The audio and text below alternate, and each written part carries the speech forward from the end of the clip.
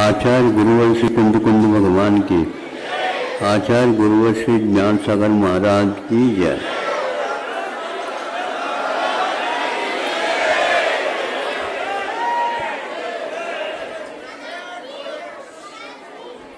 यहाँ नहीं बैठे, वहां पर बीच में नहीं। आप लोगों की जो जगह है वहीं पर बैठना चाहिए। हाँ, एक वह घटना जो हमने सुनी थी आपके सामने रखना चाहता हूं।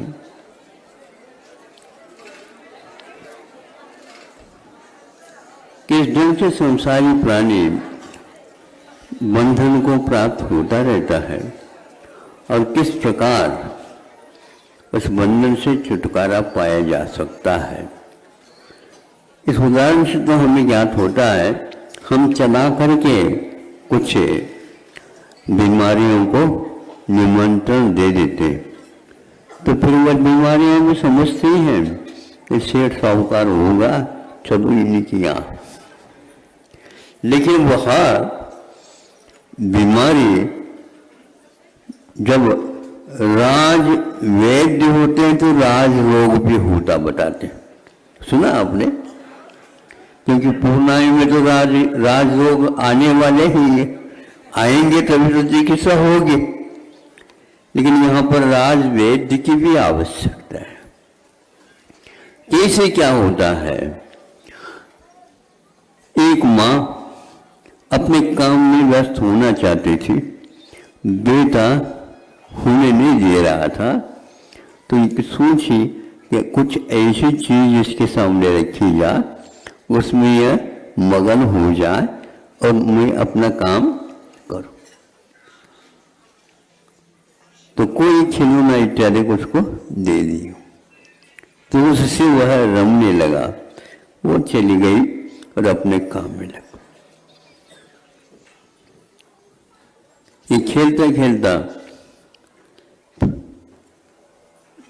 दीवार के पास वहां पर पहुंच जाता है, चूंकि खिलौना वहां पर खिसक करके चले गए, उसको ले आने के लिए आ गए।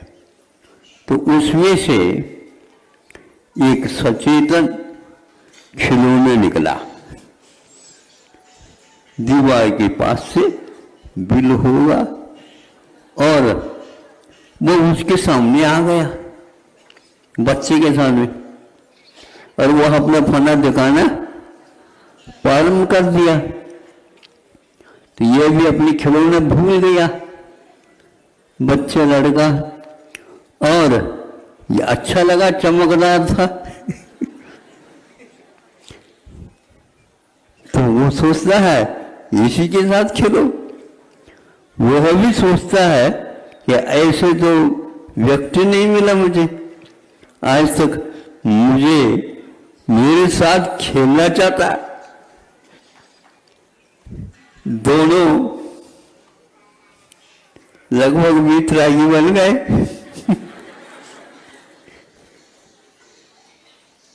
तो वह लड़का भी खूब अच्छे ढंग से खेलने लगा, वो भी खूब अच्छे से खेलने लगा। उसके गले में फना भी डालता है तो इसको कुछ नहीं, और वह हाथ से यूं यूं बार बार करता है, उसको भी अच्छा लग रहा है और उसको भी अच्छा लग रहा है। आपको कैसा लग रहा है? उसी बीच में माँ सोचती है खेल रहा है क्या नहीं, चलो देखे बोले, अपना काम निपटा करके आ गए। देखती है तो हैरान हो गए, अब ये क्या करें? बच्चे को जो बहुत देर तक छोड़ने से ऐसा होता, अब करे क्या? सामने जाए तो गड़बड़, ये काट ले तो कैसे? ये विश्वास तो करती, अभी तक यदि वह नहीं काटा है तो आगे कैसे काट सकता है? और अभी तक यह रोया नहीं तो आगे कैसे रो सकता है? माँ आएगी तो रोएगा, और उसकी माँ की ओर यह शर्त देखेगा तो गड़बड़ करेगा। ये भी सुन रहे हो आप लोग? बहुत एकाग्रता के साथ करोगे। दुनिया में वैर क्या है, दुनिया में मित्रता क्या है? मित्रता अलग वस्तु, यह राग की ओर ले जाने वाला। वैरीपन जो है बार बार गांठ मारने वाला, बार बार हमें उस सन्मार्ग से विचलित करने वाला। ये दोनों ही राग और द्वेष, इसी के नाम से कषाय भाव का निर्माण हुआ है। और 15-16 किताबें लिखी गई, टीका लिखी गई, उपटीका लिखी गई, भाष्य बन गए, टिप्पणी हुए, बहुत सारे कार्य हुआ। रहस्य नहीं खुल पाता। ये चिपकन और उससे द्वेष, जिसको आपने खाया, चाव से खाया, भूख से खाया, प्यास से खाया, बहुत अच्छा लगा, लेकिन खाते खाते पेट की ओर नजर नहीं गया, जैसे पेट हमारा है ही नहीं। वो चिल्ला रहा है, ये क्या कर रहे हो, ये क्या कर रहे हो, जैसे ये बार बार चिल्लाते हैं, ये भीड़ भीड़ भीड़ भीड़। इकट्ठा किया स्वयं ने न्योता दे करके, अच्छे दानदाता आ जाए, अच्छे दानदाता भीड़ वाले ना आए। अरे भीड़ वाले देखने के लिए आएंगे तभी तो।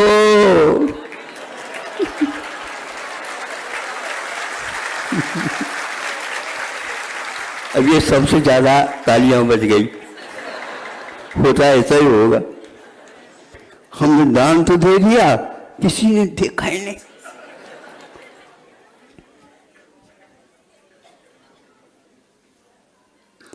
अरे आपके आत्मा ने नहीं देखा क्या? जो आज तक आपने राग पूर्वक उसको ग्रहण किया था, अब बिना राग के उसका यदि मान लो उपयोग होता है, दे दो। बच्चों को मत कहो, घर वालों को भी मत कहो, क्योंकि वह लोग जो है ना फिर ये दान की प्रक्रिया को रोक देंगे। होता है कि नहीं? किसी को बताते नहीं, दे देते हैं, मानो फिर भी छुप करके वो देख लेते हैं, इसी के लिए आपके हाथ में दिया। कमा रहे भी इसका हाथ थोड़ी है, हम घर में हैं, घर तो हम ही चलाना, समझे? एक ही बार भोजन मिलेगा, 2 बार नहीं मिलेगा, ध्यान रखो।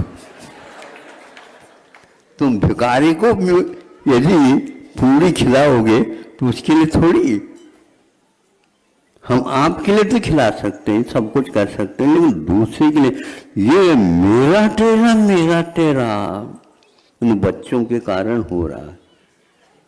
और बच्चे नहीं है पर यह हमारे पास क्या है, कोई है ही नहीं, और वो इतनी अनाप शनाप संप्रदाय काय के लिए है? और उससे पहले तो तैयार है ही पूर्णा वाले खड़े हैं, वो मेरी ओर नहीं देखते, एक दूसरे को परिचित करा रहे। मैं ये सब खेल देखता रहता हूं। जब मेरी ओर देखने लग जाता है, महाराज जी का आशीर्वाद और मिल जाता है, अच्छा मैं यूं कर देता हूं। फिर उन दोनों को ग्राहकों को ले आते, ये सारा का सारा सौदा होता रहता है। अब वह मां सोचते ये क्या होगा। उसके हाथ में वहां पर बाल्टी थी, बाल्टी भर ली, नहीं समझी, युक्ति से जहां लड़का बैठा था वहां उसको बहा दिया।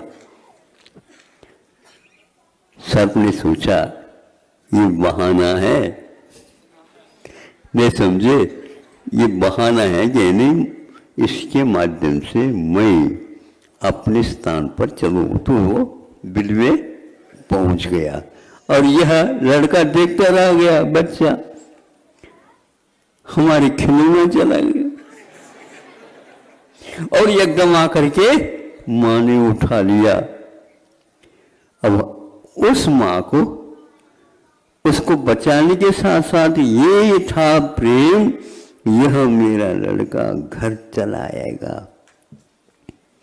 बहू आएगी, बच्चे होंगे, और तब हम जो है एक प्रकार से शांति के साथ बैठ कर के माला फेर सकेंगे, फेरेंगे। आप लोग फेरेंगे क्या? हाँ, व्यवस्था हो जाए तो हम भी फेर लेंगे। लेकिन यह ध्यान रखो, राग करने से पूर्व में वह चिपके नहीं, चिपके नहीं। कैसे नहीं चिपके? यदि मान लो वहां पर गोंद है तो चिपकेगा, और रेतीला है तो चिपकेगा नहीं। इसी प्रकार आप लोगों को घर में रह करके भी अनिष्टों से बचते हुए, और अनिष्टों को अनिष्ट न मान करके केवल उनको दूर करने का प्रयास करें। सर्प ने भी देखा हमें मारने के लिए नहीं है, केवल उस लड़के की रक्षा करने के लिए है। यह रक्षा का भाव धार्मिक है, और उसको वहां से हटाने का नाम द्वेष नहीं, किंतु भैया तुम अपने घर में रहो, इसको उठाने दो।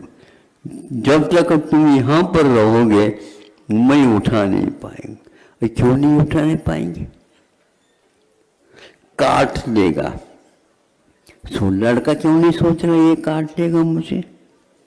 और काटने का भाव उस लड़के के बारे में भी उसने नहीं किया सर्प ने, किंतु यह आ गए तो काटने का भी भाव आ सकता है। आप यदि उसको किसी भी प्रकार से राग द्वेष के रूप में नहीं लेते तो वह सर्प भी आपके लिए कुछ भी नहीं करेगा।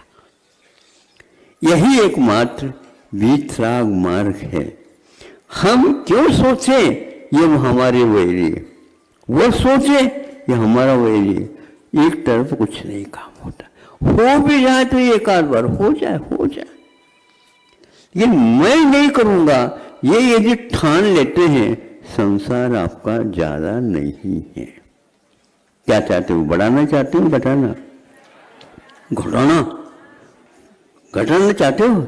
वाकई बिल्कुल वस्तुतः है, फिर पैसा घटाना प्रारंभ कर दो। सीधा सीधा रास्ता है, मंत्र और कोई नहीं, यह घटाने का कार्य यदि आपने कर दिया, मोक्ष मार्ग बनने लगा, आपके पास आने लगा। वो हमें वहां पर नहीं जाना है, वह स्वयं आता है। यह आगम में लिखा हुआ रहता है, समय निकट आ रहा है। हम समय के पास निकट जा रहे हैं या समय अपने पास आ रहा है? महाराज दोनों एक ही है, एक ही नहीं। हम पुरुषार्थ कर रहे हैं समय को प्राप्त करने के लिए। इतना पर्याप्त समझता हूँ।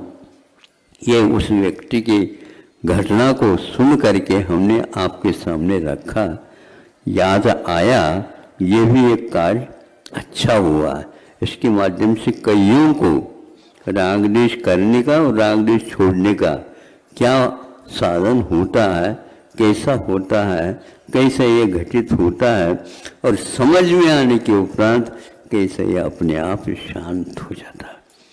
उसी बिल में वह चला गया और उसी बिल से इसको बच्चे को ले लिया, और बार बार सोचते हैं कि आज तो मृत्यु को ही हमने पास से देखा, फिर भी हमने सोचा। रात में भी स्वप्न में भी आता रहता है, भैया डर लग रहा है कहीं हमारे पास ना आ जाए। ये है हाल। हर बात को जिसको आप चाहते हैं वही आपके जीवन के काल में कभी न कभी द्वेष का भी पात्र बनता है। इसलिए आचार्यों ने न राग करो न द्वेष करो। द्वेष भी हमारे लिए शत्रु होता, राग भी हमारे लिए शत्रु है, मूल शत्रु है। ये समझना ही मोक्ष मार्ग है। इतना ही पर्याप्त समझता हूँ। हमारा उदाहरण अब पक्का हो गया। अब जो कोई भी आएगा उसी के सामने यही रखता रहता हूँ, ये समझे। उन लोगों को पुराना नहीं लगता है, आपने पहले भी लिखा, भाई बार बार आप भी तो आते हैं, तो आपके लिए बार बार वही उदाहरण दे देते हैं, और कौन सा दे दे, यह जीवंत घटना है। और उस पुत्र को कालांतर में उन्होंने नागेंद्र रखा। अब आप भुजंग, किसी के प्रति द्वेष नहीं रखो। नागेंद्र से वह बच गया, इसलिए उस लड़के का नाम ही नागेंद्र रखा। तो इस प्रकार आप जो द्वेष के पात्र हैं उन सबको राग की दृष्टि से, स्नेह की दृष्टि से देखना प्रारंभ कर दो। बहुत जल्दी जल्दी आपका भी यहाँ से रवाना होने का समय आएगा। अभी तो एक बार रवाना तो होना ही है, फिर बाद में वहाँ से आकर के आपको वह टिकट मिल सकता है, दोबारा टिकट खरीदने की आवश्यकता नहीं है। अहिंसा परमो धर्म।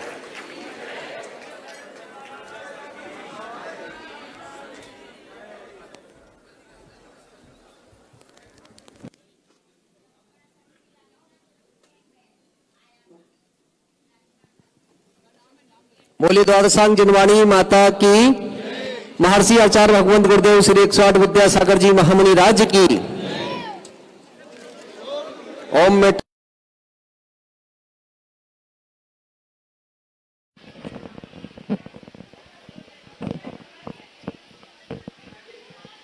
तपोस्थली आचार्य श्री विद्यासागर जी यहाँ निवास कर रहे हैं चतुर्मास का, और इनके आचार विचार तथा क्रियाएं सारी शुद्ध और यौगिक हैं।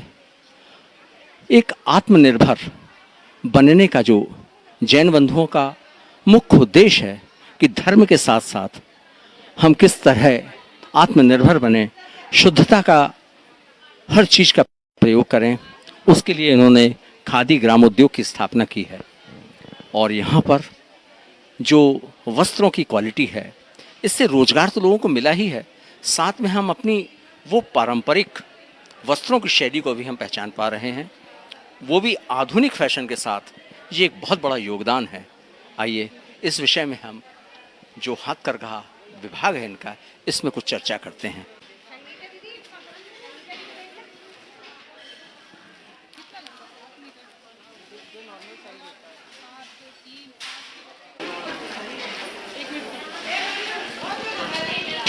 आचार्य श्री ने धर्म के साथ साथ स्वरोजगार, समाज को सुदृढ़ बनाने के लिए तमाम मंत्र दे डाले हैं।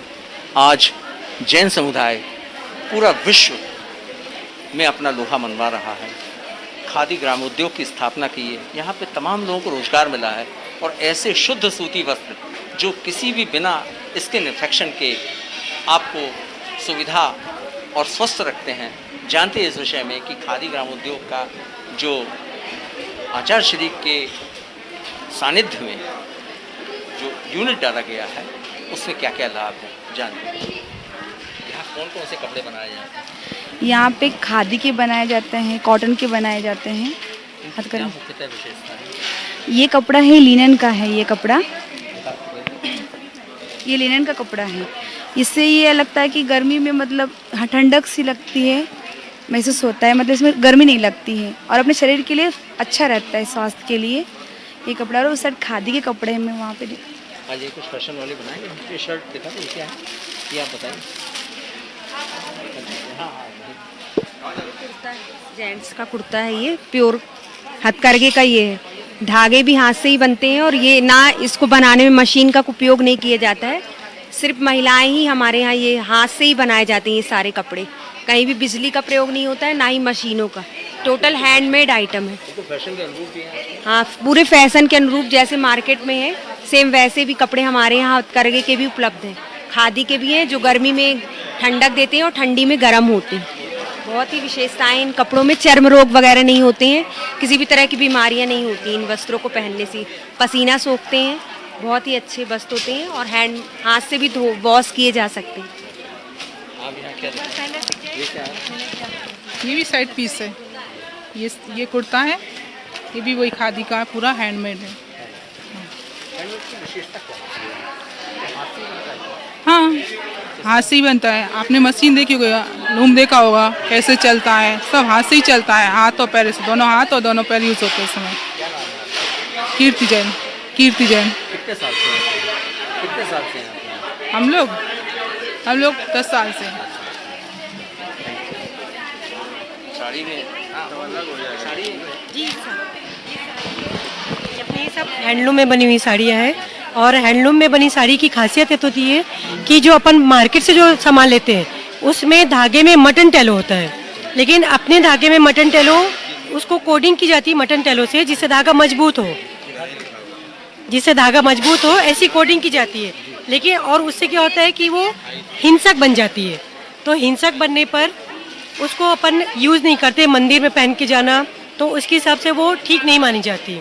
तो इसलिए हैंडलूम से बनी हुई साड़ी रहती है, इसमें किसी प्रकार की कोई कोडिंग नहीं होती और ये पूर्ण रूप से अहिंसक होता है। और उसके साथ साथ ये हमारे शरीर के लिए लाभदायक होता है। जो हमारे शरीर में जो भी डिसीज़ होती है तो उन जो भी हमें चर्म रोग से संबंधित जो भी डिसीज़ होंगी तो उन डिसीज़ को ये ठीक करता है। मंदिरों में जो शुद्ध वस्त्र पहनते हैं आप, जी उसमें पहन सकते हैं? बिल्कुल उसमें हम यही यूज़ करते हैं। मंदिर में शुद्ध वस्त्र में यही यूज़ करते हैं। इसके साथ साथ जो हम भगवान के प्रक्षाल करते हैं तो प्रक्षाल के लिए भी हमारे पास शुद्ध खादी का बना कपड़ा होता है, जिसमें हाथ से बने धागे के और हाथ से ही बना कपड़ा, हमारे यहाँ ही धागा बनता है और हमारे यहाँ ही कपड़ा बनता है। तो ऐसे शुद्ध वस्त्रों को हम मंदिर में और उसके साथ साथ अपने डे बाय डे लाइफ में भी यूज़ करते हैं उसको। 50 सिंगल का धागा होता है। वो धागा कैसे बनाते हैं महिलाएं? अंबर चरखा से, हाथ से रुई से धागा बनाते हैं। धागा बनाने के बाद उसके कपड़ा बनाया, ये कपड़ा बनाया, ऐसे प्लेन बनाया कपड़ा, ये वाला साड़ी बना है। इस साड़ी पे और आगे हम लोग प्रोसेस किया है। ये साड़ी है, इसमें हम लोग क्या किए, हैंड प्रिंट बनाया है। ये वाला है हैंड प्रिंट। ये कैसे बनाया गया है? ये हाथ से बनाया है। हाँ, पेंटिंग किया है। ये वाला है और ये भी हैंड प्रिंट है। ये पल्लू में आएगा और इसके अंदर ही फूल आएंगे।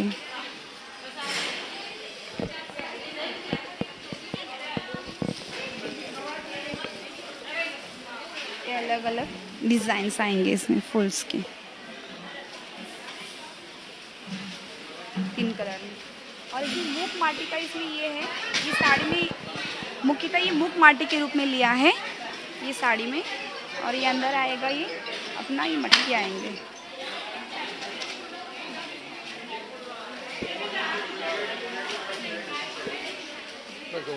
हाँ, ये धागा है खादी धागा। ये गांव है, पिंडरू के गांव है, वहाँ पिंडरू डिंडोरी के आगे 18 किलोमीटर में है। वहाँ पे लोग थे पहले, एक ही बार भोजन करते थे, उनको वो भी चावल दाल मिलता था। वो भी बनाने के लिए उनको 12 किलोमीटर दूर पे जाके लकड़ी ले आएंगे। सुबह 4 बजे जाते थे वो लोग, वहाँ से ले करके आके फिर वो लोग भोजन बनाते थे, उसके बाद भोजन करते थे।